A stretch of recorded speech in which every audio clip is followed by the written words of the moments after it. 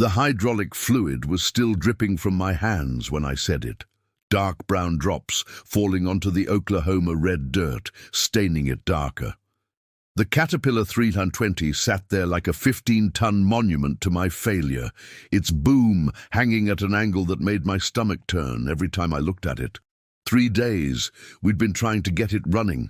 3 days of lost revenue, angry client calls, and my crew standing around getting paid to watch me fail. That's when she pulled up in that beat-up Ford Ranger. I didn't know who she was, didn't care, honestly. I was elbow-deep in frustration, my shirt soaked through with sweat, even though it was only 9 in the morning. May in eastern Oklahoma meant heat that came early and stayed late. The kind that made metal too hot to touch and tempers even hotter. Marcus saw her first. "Hey, boss," he called out, nodding toward the truck. "Got a visitor." I wiped my hands on my jeans, squinting against the sun. The truck door opened, and out stepped a woman, maybe early 30s, wearing Carhartt work pants and a faded Tulsa Drillers t-shirt. Her hair was pulled back in a practical ponytail, and she carried herself with the kind of casual confidence that immediately set my teeth on edge. I don't know why. Maybe because I was already defensive. Maybe because I'd been in this business for 12 years and was tired of people showing up to tell me how to do my job. She walked over, boots crunching on gravel. "Heard you're having trouble with the 320, she said. Not a question, a statement. "Who told you that?" I asked, not bothering to keep the edge out of my voice. "Pete Rollins. Said you might need a hand." Pete. Of course, Pete Rollins owned the equipment rental place in McAllister, and he had a big mouth. He also had a habit of sending people my way without asking first. Usually salespeople trying to sell me parts I didn't need or insurance I already had. "We're handling it," I said, turning back toward the excavator. "Appreciate you stopping by. Looks like you're handling it real well." There was no sarcasm in her voice, but I heard it anyway. Marcus shifted his weight, uncomfortable. The rest of the crew, Danny, Miguel, and old Jim Townsend, had all stopped what they were pretending to do and were watching now. That's the thing about construction sites. Nothing spreads faster than the sense that something's about to happen. I turned back to her. "Look, lady, I don't know what Pete told you, but we don't need the hydraulic pumps shot," she said, cutting me off. "That's why your boom's dropping. You've probably been bleeding the system, checking the lines, maybe even pulled the control valve thinking it was stuck, but none of that's your problem. Your problem is the pump. 3rd stage, if I had to guess." The accuracy of her assessment hit me like cold water. We had done exactly those things. I'd spent yesterday afternoon with the control valve spread across a tarp, convinced that was the issue. "How do you—" "I'm Diane Cooper. I've been rebuilding heavy equipment for 8 years, mostly Cat, some Komatsu. Pete said you needed someone who knew their way around a 320, and I know my way around a 320. Something in me heartened right then. Maybe it was the heat. Maybe it was the 3 days of failure. Maybe it was the way she stood there, so sure of herself, while I was covered in hydraulic fluid and mistakes. Maybe it was something uglier than that, something I didn't want to look at too closely. "We don't need someone," I said. "We need parts and time, both of which cost money I'm already losing." "Then let me look at it. No charge for the diagnostic. If I'm wrong, I'll leave. If I'm right, I can have parts here by tomorrow and the machine running by end of day." Marcus spoke up. "Boss, might be worth—" "I said we're handling it." My voice came out harder than I intended. Then, because I was frustrated and stupid and looking for somewhere to put all the anger I felt at myself, I looked at Diane Cooper and said, "I don't need some girl who watched a few YouTube videos telling me how to run my equipment." The words hung in the air like smoke. I saw Marcus wince. Jim Townsend actually took a step back. Diane's expression didn't change, but something in her eyes did. A light went out, or maybe it was a light going on, the kind that helps you see someone clearly for the first time and not like what you see.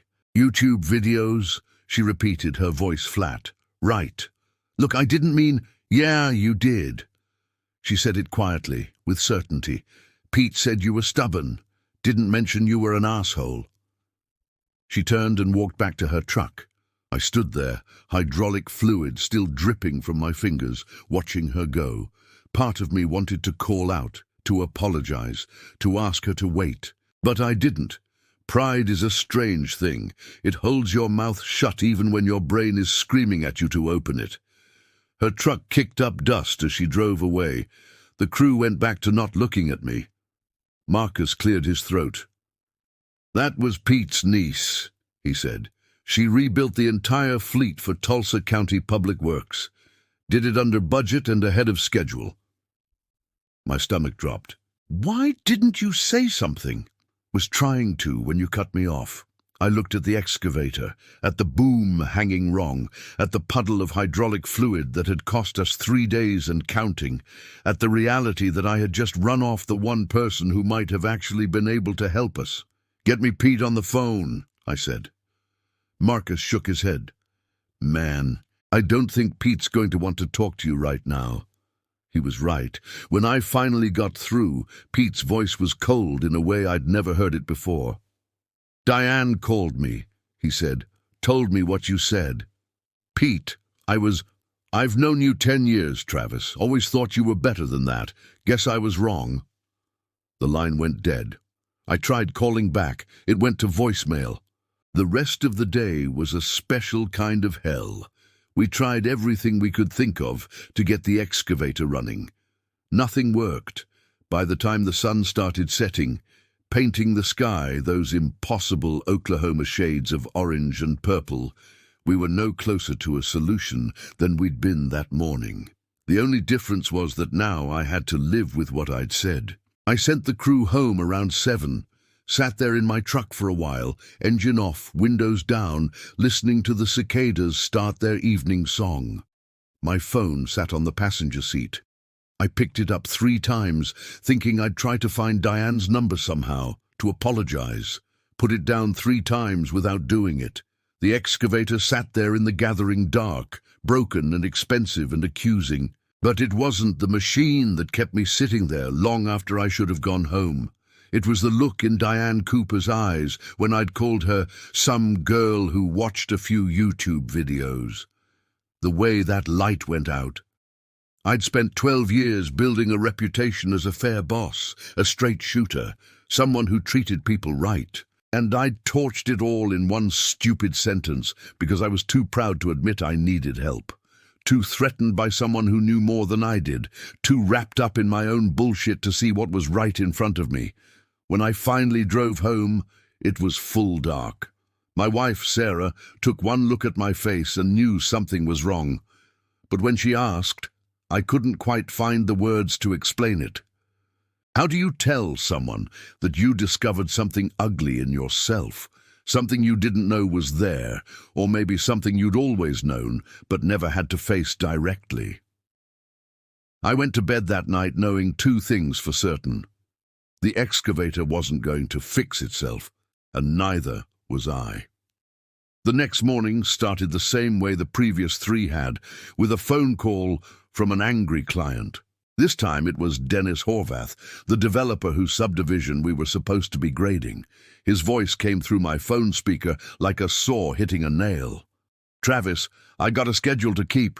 You promised me you'd have Phase 1 graded by end of week. That's 2 days from now. Where are we? I was sitting in my kitchen, coffee going cold in my hand, watching the sun come up over the pecan trees in our backyard. Sarah had already left for her shift at the hospital. The house felt too quiet. We're close, I lied. Just working through a mechanical issue. A mechanical issue that's costing me money every single day. You got a backup machine? Working on it. Another lie. The truth was, renting another excavator would eat our entire profit margin on the job. We were a small operation. Me, my crew, and 3 machines that I'd bought used and maintained carefully. Having one down this long wasn't just inconvenient. It was potentially catastrophic. Work faster, Dennis said and hung up. I sat there for a while longer, thinking about calling Pete again. decided against it. Instead, I drove to the job site early before the crew arrived, thinking maybe I'd see something I'd missed, some obvious solution that would make everything okay. The excavator looked the same as it had the night before, big, yellow, broken, and expensive. Marcus showed up first, around 7. He pulled his truck up next to mine and got out carrying 2 cups of coffee from the quick trip. Handed me one without a word. We stood there drinking it, both of us looking at the machine. "You know we're screwed, right?" Marcus finally said. "I know. That pump's going to cost $3,000 minimum. Plus labor, plus we're already behind schedule." "I know, Marcus. So what's the play?" I didn't have one. For the first time in my career, I genuinely didn't know what to do. We couldn't afford to rent another machine. We couldn't afford the downtime, and I'd run off the one person who might have been able to help us. "I'm going to try to find a used pump," I said. "Drive up to Tulsa, hit some salvage yards."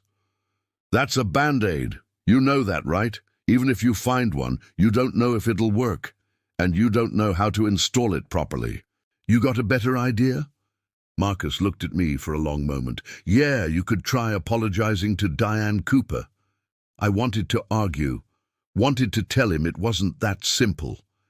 But we both knew it was exactly that simple. I'd screwed up. I needed to fix it. The equation wasn't complicated. "I don't have her number," I said. "She's probably at Pete's shop. She works there most mornings." The rest of the crew showed up. I gave them busy work, knowing it was pointless.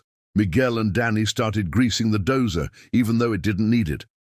Jim Townsend went through our supply trailer, doing inventory we'd just done last week. Everyone was just killing time, waiting for me to figure out what we were going to do. Around 10, I got in my truck and drove to Pete's shop. Pete Rollins Equipment Sales and Rental sat on the south side of McAllister, a sprawling lot full of machines in various states of repair. The shop itself was a big metal building with 3 bays, usually filled with the smell of diesel and welding smoke. I'd been coming here for years, ever since I started my business.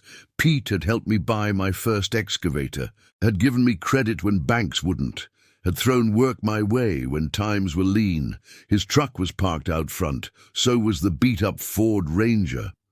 I sat in my truck for a few minutes, trying to figure out what I was going to say. Sorry seemed insufficient. An explanation seemed like an excuse. In the end, I just got out and walked toward the office. Pete was behind the counter when I came in, doing paperwork. He looked up, saw me, and his expression went carefully neutral. "Pete," I said. "Travis, is Diane here?" "She's in Bay 2, but I don't think she wants to talk to you." "I know. I need to apologize." Pete studied me for a moment. "Apologies are cheap. Diane's had to deal with men like you her whole career. Men who assume she doesn't know what she's doing because of what she looks like. Men who feel threatened by her competence. An apology doesn't change that pattern." The words stung because they were true. "You're right," I said, "but I still need to say it." He thought about it, then nodded toward the shop. "Bay 2, but if she tells you to leave, you leave, understood?" "Understood." I walked through the shop entrance, past Bay 1, where some kid was changing oil on a skid steer, to Bay 2. The Caterpillar 416 backhoe was up on stands, its transmission housing open. Diane was underneath it, lying on a creeper, only her legs visible. "Pete, I told you I need the gasket set before I can—" She rolled out from under the machine, saw me, and stopped talking. Her expression closed like a door slamming shut. "I'm sorry to interrupt," I said. "I wanted to apologize." She stood up, wiping her hands on a rag. "Okay, you apologized. You can go now." "Diane, I was completely out of line yesterday. What I said was disrespectful and wrong. You came to help, and you insulted me in front of your crew because your ego couldn't handle that a woman might know something you don't." Her voice was calm, factual. Somehow that made it worse than if she'd been angry. "That's what happened. So yeah, you were out of line. Anything else?" "I need your help." She laughed, but there was no humor in it. You need my help. That's amazing. Yesterday you didn't need help from some girl who watched YouTube videos, but today you do. What changed? I realized I was wrong. No, you realized you can't fix it yourself. That's different. She turned back to the backhoe. I'm busy. Pete's got 3 machines that actually need my attention. Good luck with your excavator. I stood there, knowing I deserved this, but still trying to find something to say that might make a difference. You were right about the pump. 3rd stage hydraulic pump. We've been chasing symptoms instead of the cause. I know I was right. I'm very good at my job, despite what you might think. Look, I know I can't take back what I said, but I'm asking if there's any way you'd reconsider helping us. I'll pay whatever your rate is. I'll apologize to my crew. Why should I? She turned to face me again. Give me one good reason why I should help someone who treated me like that. It was a fair question. I thought about lying, about giving her some noble reason, but she deserved better than that. Because I need you, I said. Because I've got a crew depending on me and a client who's about to fire us and a machine I don't know how to fix. Because I screwed up and I'm asking you to be bigger than I was. She studied me for a long moment. You're asking me to be bigger than you were. Do you hear yourself? You insult me, then ask me to rise above it so you don't have to face the consequences of your actions. You're right, I'm sorry, I should go. I turned to leave. 3rd stage pump, she said behind me. I stopped. Like I said yesterday, I can get the part by tomorrow afternoon. Installation's about 4 hours if everything goes smooth. Could be 8 if we run into complications. My rate's $85 an hour, plus parts at cost. I turned back around. Thank you. Don't thank me. I'm not doing this for you. I'm doing it because Pete asked me to, and because your crew doesn't deserve to lose work because their boss is an asshole. She pulled her phone out. Give me your number. I'll call when the part comes in. I gave it to her. She saved it without comment. One more thing, she said as I was leaving. When I show up to your job site tomorrow, you're going to tell your crew exactly what you said to me yesterday and exactly why you were wrong. And you're going to do it before I touch that machine. That's the deal. Okay. I mean it, Travis. You want my help. That's the price. Public disrespect gets a public correction. My face burned, but I nodded. You're right. I'll do it. I drove back to the job site feeling lighter and heavier at the same time. Lighter because there was a path forward. Heavier because I knew what walking that path was going to cost. Marcus was waiting when I got back. Well? She'll do it. Part comes in tomorrow. She'll be here to install it. That's good news. He paused. Why don't you look happy about it? I told him about Diane's condition. Marcus listened, then nodded slowly. You earned that. I know. Crew's going to have questions. I know.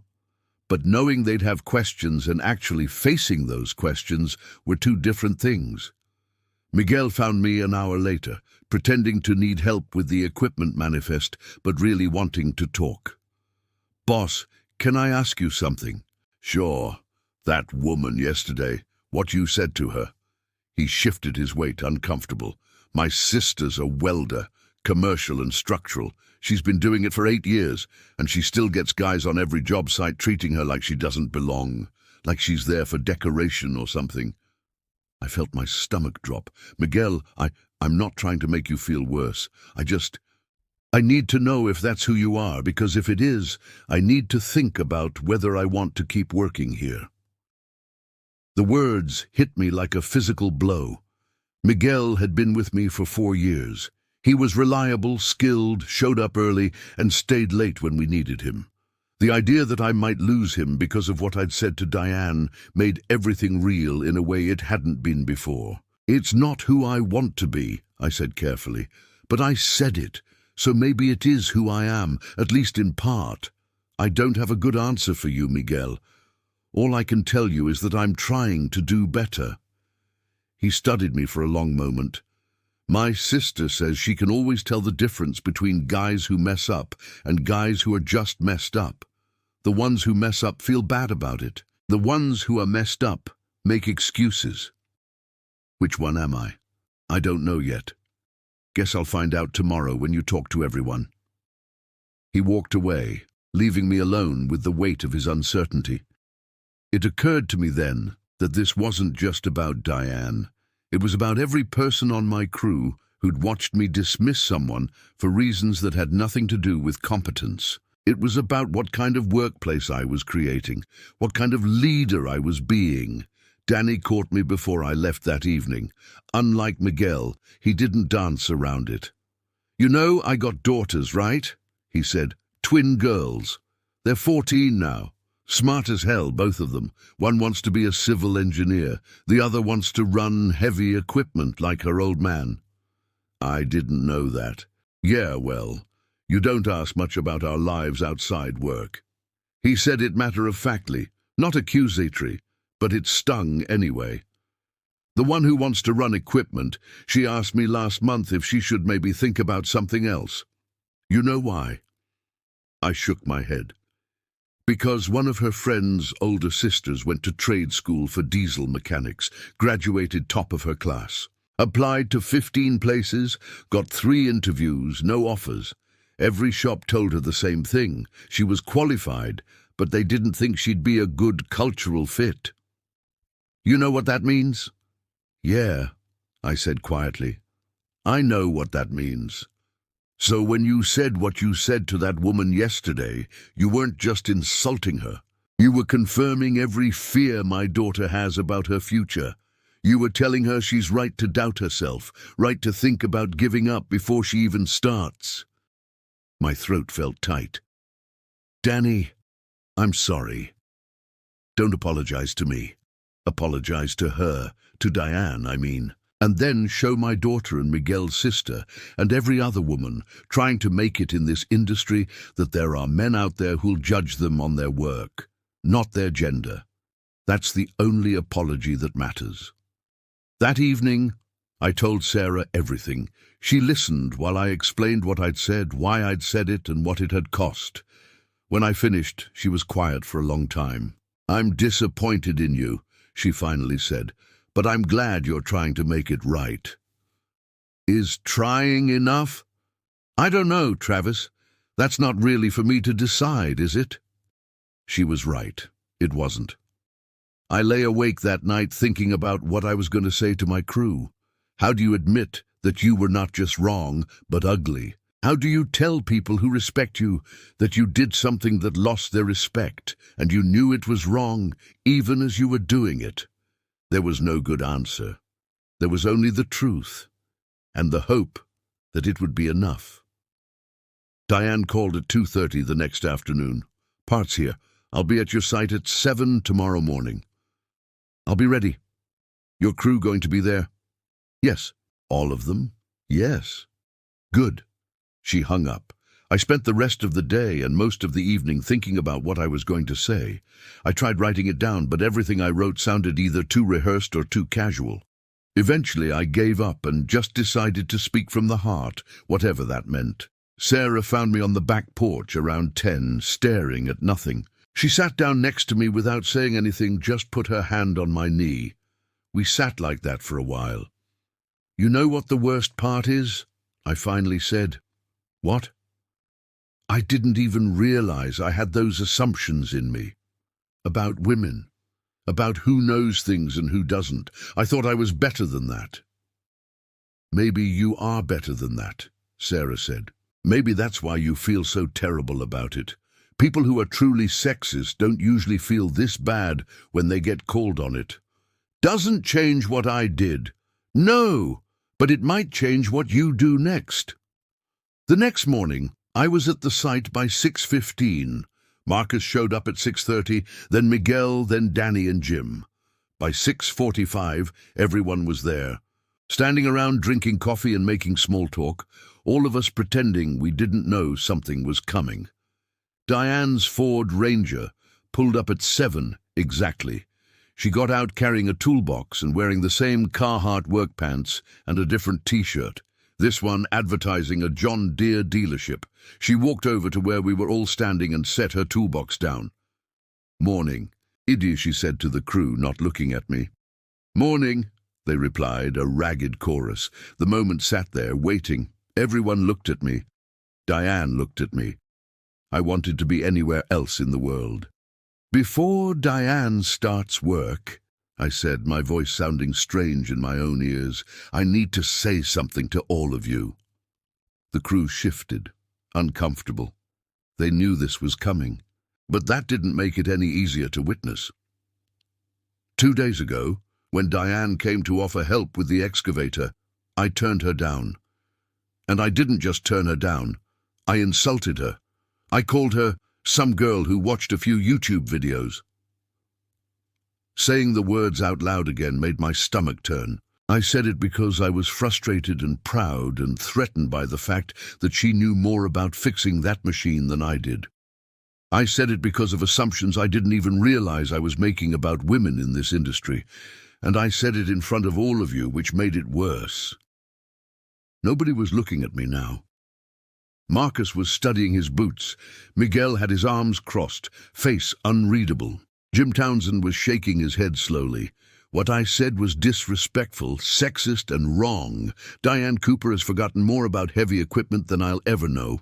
She didn't deserve that treatment, and you all deserved a better example from me. I looked at Diane.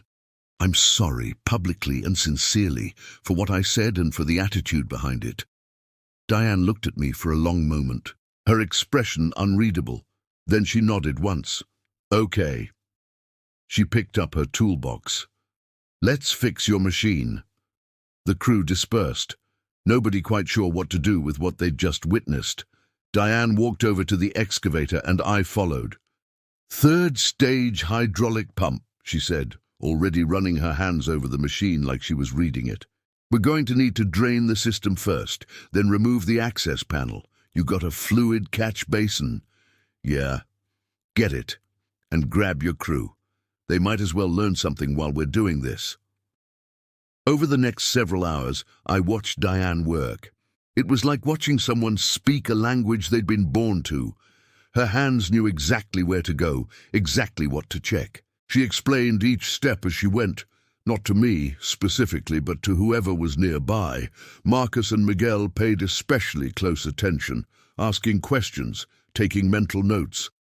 "See how the seals are worn here?" she said at one point, pointing to a component she'd removed. "That's your first clue that the pump's failing. Most people don't catch it because you have to know what you're looking for. But if you're doing regular maintenance, you should be checking these every 6 months. "We do monthly maintenance," I said, defensive. "Monthly visual inspection, maybe. But when's the last time you actually pulled components and checked wear patterns?" I didn't have an answer. She knew I didn't have an answer. I forced myself to swallow my pride and asked, "Will you show me what to look for?" She glanced up at me, surprised, then nodded. "Come here. Bring that seal." I picked up the worn seal she'd indicated. She took it from me, held it up to the light. "See these stress marks here, running radial from the center? That's heat degradation. Means the hydraulic fluid's running too hot. Could be contamination. Could be the fluid's old and breaking down. Could be the system's working too hard." She handed it back to me. "You see marks like this, you don't just replace the seal. You find out why the fluid's overheating." "How do you find out?" "Temperature gauge readings over time, fluid analysis, check your filters for metal particles, look at your cooling system." She pulled another component from the excavator. "It's all connected. People treat symptoms instead of diagnosing root causes. That's why they end up with machines like this one. Small problems that cascade into big failures." Marcus leaned in. "So what should we have been looking for? Heat, irregular pressure readings, fluid discoloration. The boom probably started moving a fraction slower weeks ago, so gradual you didn't notice. By the time it was obvious, the damage was already done." She was right. I remembered thinking maybe a month ago that the boom seemed a little sluggish. I'd meant to check it, then got busy with other things, forgot about it. That small neglect had cost us thousands of dollars and nearly cost us the contract. I should have caught that, I admitted. Yeah, you should have. She didn't say it meanly, just stated it as fact. But now you know. Question is whether you'll actually change your maintenance schedule or just feel bad about it for a week and then go back to doing things the way you've always done them. It was a challenge and we both knew it. I'll change it. We'll see. She went back to work. I stayed close, watching, asking questions when I didn't understand something. At first my questions were basic. Which tool to use? How tight to torque a bolt? But as the morning went on, I started asking deeper questions. Why this sequence instead of another? How did she know the tolerances? What were the signs she looked for to know if something was installed correctly? She answered each question patiently, thoroughly. I realized she was a natural teacher. She didn't just show you how to do something, she explained why, helped you understand the principles so you could apply them to other situations. Jim Townsend, who'd been working construction since before I was born, came over to watch. "You're good at this," he told Diane. "Thanks." "No, I mean it. I've worked with a lot of mechanics over the years. Most of them are just parts replacers. They swap out the broken thing for a new thing, collect their money, and leave. You actually understand how these machines work, how all the systems interact." Diane smiled, a real smile this time. "My dad used to say that a mechanic who doesn't understand systems is just an expensive parts catalog. You have to see the whole machine, not just the broken piece." "Your dad sounds like he was a smart man." He was. Something shifted in her expression, a brief shadow. "He taught me everything, said women had to be twice as good to be considered half as competent. So he made sure I was 3 times as good." "Seems like it worked," Jim said, "most days." She glanced at me, then back at the machine. "Some days I still have to prove it." The words hung there, an acknowledgement of what had happened 2 days ago without directly stating it. I wanted to apologize again, but I'd already done that. More words wouldn't change anything, only actions would. The work was slow and methodical. Around noon, Sarah showed up with lunch, sandwiches from the deli in town. Diane tried to decline, but Sarah wasn't having it. "You're saving my husband's business," Sarah said, handing her a sandwich. "Least I can do is feed you." They talked while they ate, Sarah asking questions about Diane's work, Diane gradually relaxing in a way she hadn't around me. I heard Diane mention she'd learned the trade from her father, who'd been a heavy equipment mechanic for 30 years before a heart attack took him 5 years ago. She'd been working on machines since she was 12, had gone to trade school, had worked for a dealership before going independent. "Why'd you go independent?" Sarah asked. Diane glanced at me, then back at Sarah. "Got tired of proving myself every single day. Figured if I was going to have to fight for respect, I might as well do it on my own terms." After lunch, the installation continued. Diane let Marcus and Miguel do some of the work under her supervision, teaching them as she went. I mostly stayed out of the way, fetching tools, holding components, trying to learn by watching. Around 4, something went wrong. Diane was torquing down the pump housing when we heard a crack. "Shit," she said, the first time I'd heard her curse. She backed out the bolt carefully, examined it. "Bolt sheared. Threads are probably damaged in the housing." "How bad?" I asked. "Bad enough. We're going to need to extract the broken bolt and probably re-tap the threads. That's another couple hours. Minimum." She looked at the sky, calculating daylight. "We're not finishing today." My heart sank. Another day of downtime.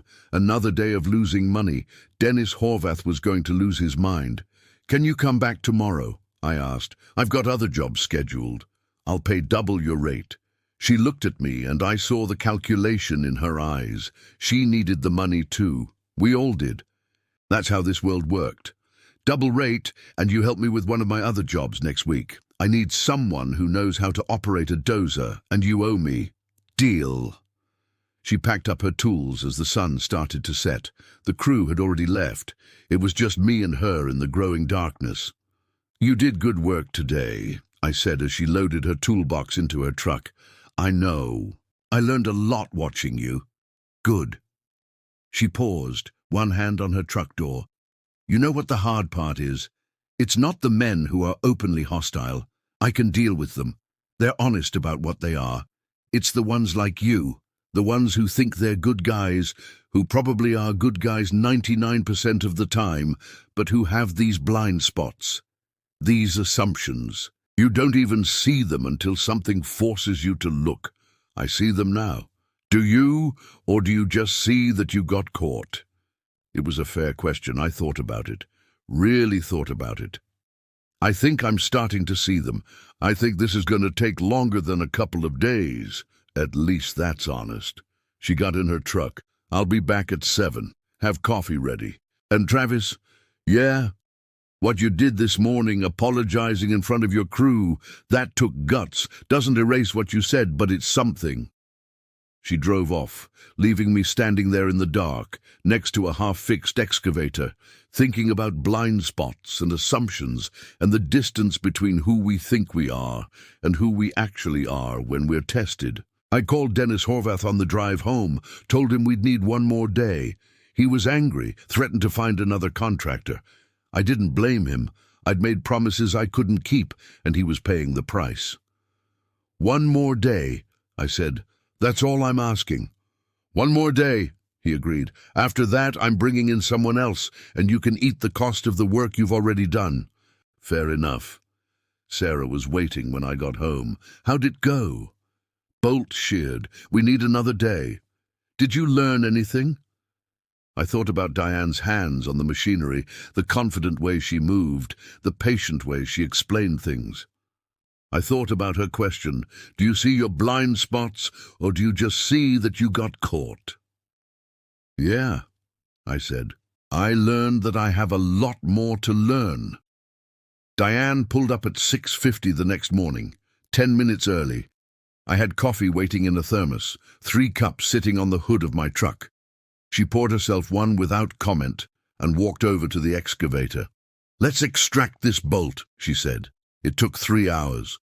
The bolt had sheared off deep in the housing, and the threads were indeed damaged.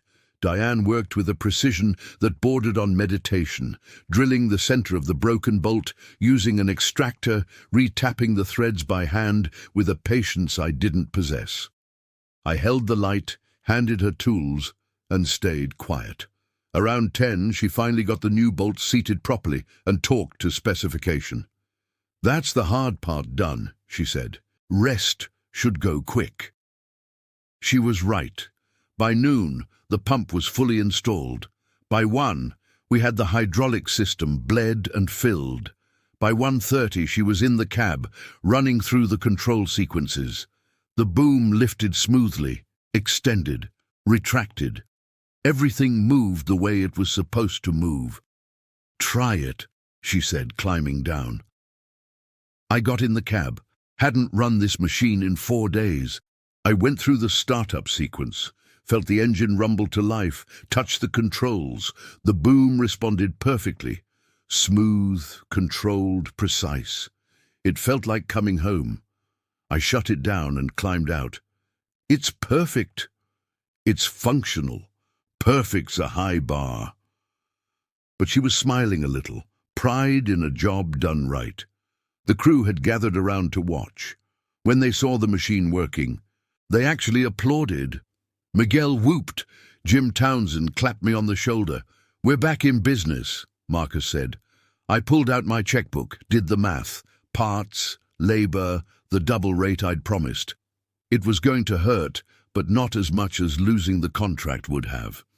"What about the job you want me to help with?" I asked Diane as I handed her the check. "County fairs in 2 weeks. They need some grading work done on the exhibition grounds. Job pays decent, but it's got to be done in 3 days. I could use someone who knows their way around a dozer." "I'll be there." She nodded, folded the check, and put it in her pocket.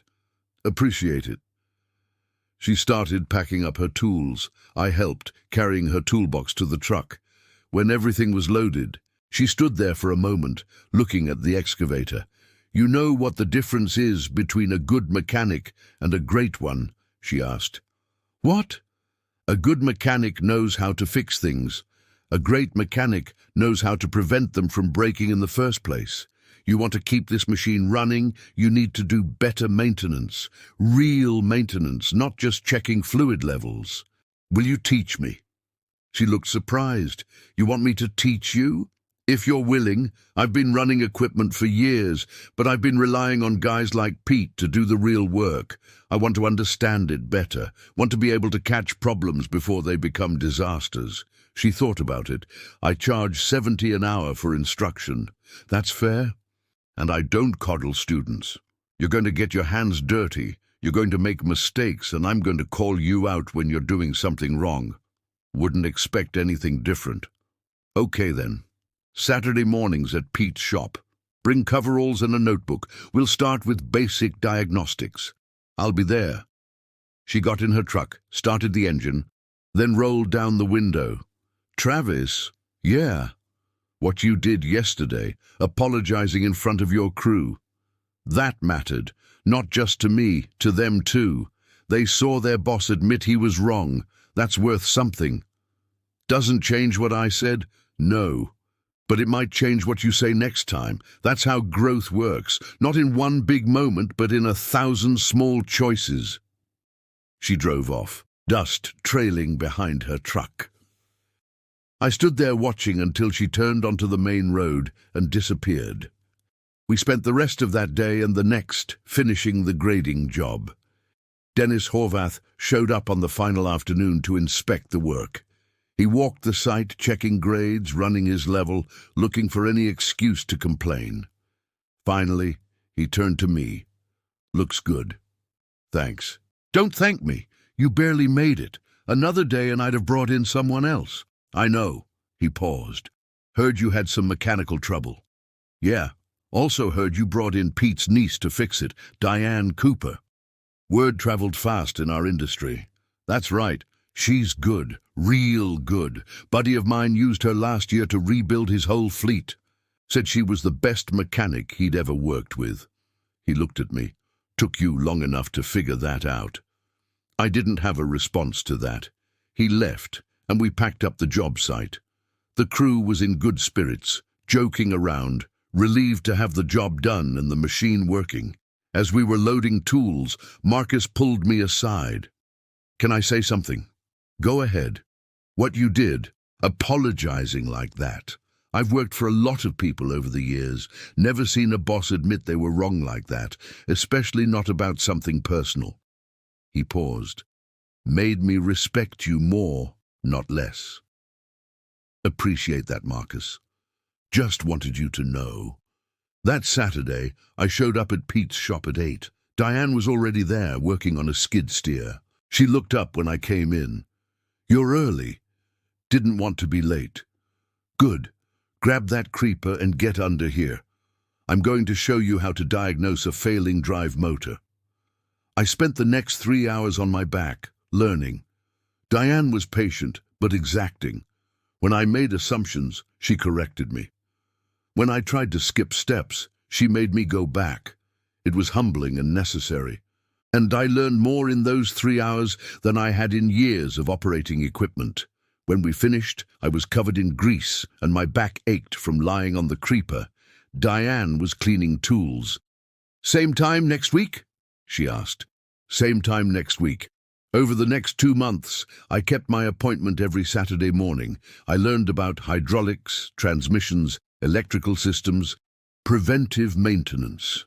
I learned when to trust my instincts and when to verify with instruments.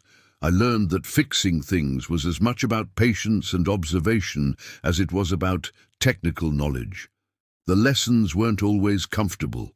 One Saturday, I tried to take a shortcut on a diagnostic procedure, thinking I already knew what the problem was. Diane caught me immediately. "What are you doing?" I'm pretty sure it's the starter solenoid, so I'm just going to... Stop! She held up her hand. You're pretty sure? Based on what? A guess? A feeling? Based on experience. I've seen this before.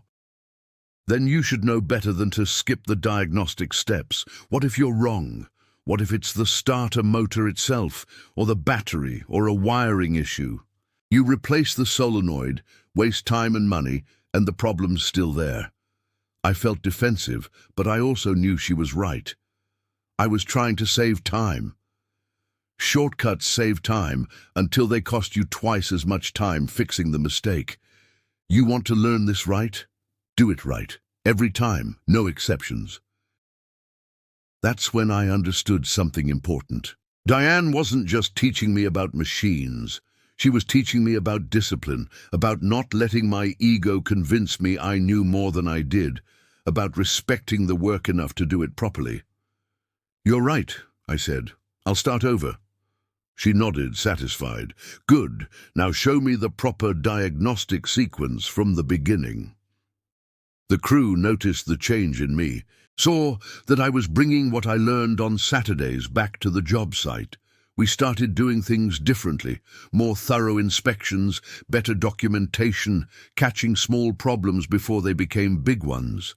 Our downtime decreased, our efficiency increased, and the crew took pride in it because they were part of the process, not just following orders. I also helped Diane with the county fair job.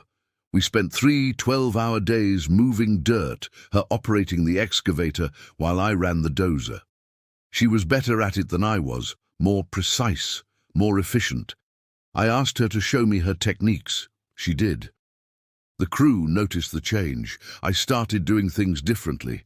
Better maintenance schedules, more thorough pre-job inspections, teaching them what I was learning from Diane. Marcus especially appreciated it. It's like working for a different person, he said one day. Better or worse? Different. Better, I think. More willing to listen. Less sure you have all the answers. I don't have all the answers. Yeah, but you know that now. Sarah noticed too. You seem lighter, she said one evening. Less stressed. We're doing better. Haven't had any major equipment failures since the excavator. That's not what I mean. You seem more comfortable, like you're not trying to prove something all the time. She was right. I was more comfortable. Not because everything was perfect, it wasn't. Business was still hard. Money was still tight. We still lost bids and dealt with difficult clients and fought with uncooperative machinery.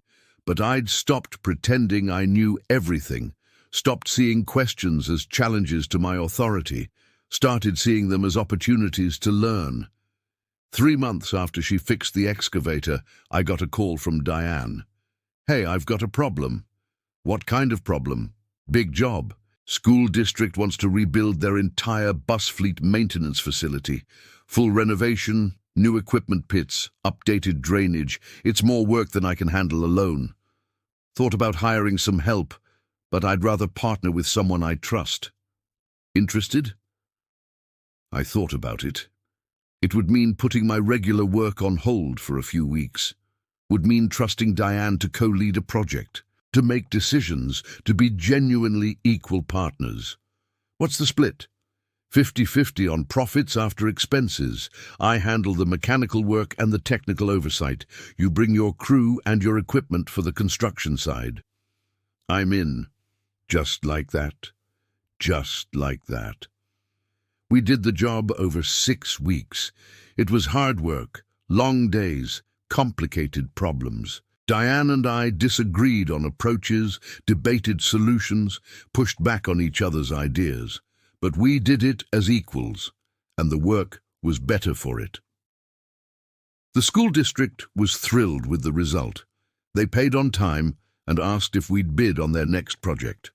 The crew adapted to the partnership. At first, they were cautious around Diane, not sure how to navigate having 2 bosses. But she earned their respect the old-fashioned way, by being competent, fair, and willing to get her hands dirty. By the end of the project, they were taking direction from her as naturally as they took it from me. On the last day of the school district job, after the crew had left and we were doing a final walkthrough, Diane turned to me. "You know what I thought when you showed up at Pete's shop that day to apologize?" "What?" "I thought you were just trying to manipulate me, saying what you needed to say to get what you wanted. Lots of men do that, apologize without meaning it just to get something. What changed your mind? You kept showing up, Saturday after Saturday, asking questions, admitting when you didn't know something, doing the work even when it was uncomfortable." She paused. "That's the thing about real change. It's not dramatic. It's not one big moment. It's showing up consistently and doing better, over and over, until better becomes who you are." We stood there in the quiet of the completed project, surrounded by fresh concrete and new equipment that would serve kids for years to come. "I still think about what I said to you that day," I admitted. "It still bothers me." "Good, it should, but you don't get to carry it forever as some kind of badge of shame. You did a shitty thing, you recognized it, you apologized, you changed your behavior. At some point, you have to let yourself move forward. Is that what you've done? Move forward?" "I've moved somewhere, not sure forward is the right word. Maybe just moved to a different place, where I don't have to fight quite so hard to be taken seriously, at least not by you." I wanted to apologize again, but I knew that wasn't what she needed. What she needed was for me to keep being different, keep being better, keep learning. "Thank you," I said instead. "For what?" "For giving me a second chance, for teaching me, for being patient when I didn't deserve it." "You're welcome, but Travis, yeah? You're paying for this lesson for the rest of your career. Every time you see someone getting dismissed because of who they are instead of what they know, you're going to remember how it felt to be the person doing the dismissing. You're going to speak up. You're going to do better. That's the real payment." She was right. I still carry that responsibility. 6 months have passed since the day I insulted Diane Cooper in front of my crew. I still work with her regularly. We're not friends exactly, but we're something. Colleagues, partners, people who've been through something together and came out different on the other side. I still take lessons from her on Saturday mornings when our schedules allow. I still catch myself making assumptions, still have to stop and question where those assumptions come from. The difference is that now I notice, now I question, now I try to do better. My crew is different too, more willing to speak up, more comfortable questioning my decisions when they think I'm wrong. Marcus especially has become a better foreman for watching me learn to listen. And Sarah tells me I'm different at home, more present, less defensive, more willing to admit when I don't know something or when I've made a mistake. Turns out learning humility in one part of your life teaches you humility in all parts of your life. The excavator still sits in my equipment yard, running smoothly, a constant reminder. Every time I fire it up, I think about the moment I called Diane, some girl who watched YouTube videos. I think about the light that went out in her eyes. I think about how close I came to missing out on learning from one of the best mechanics I've ever known, all because of pride and assumptions I didn't even realize I was making. I can't take back those words. They're said. They're out there. What I can do is make sure they taught me something, make sure they changed me. Make sure the next time someone offers me help or knowledge or a different perspective, I see it for what it is, a gift, not a threat. That's all any of us can do, really. Screw up, recognize it, apologize, learn, do better. Keep doing better until better becomes who you are. The excavator runs smoothly now. So do I most days. Not perfectly, but better. And better has to be enough.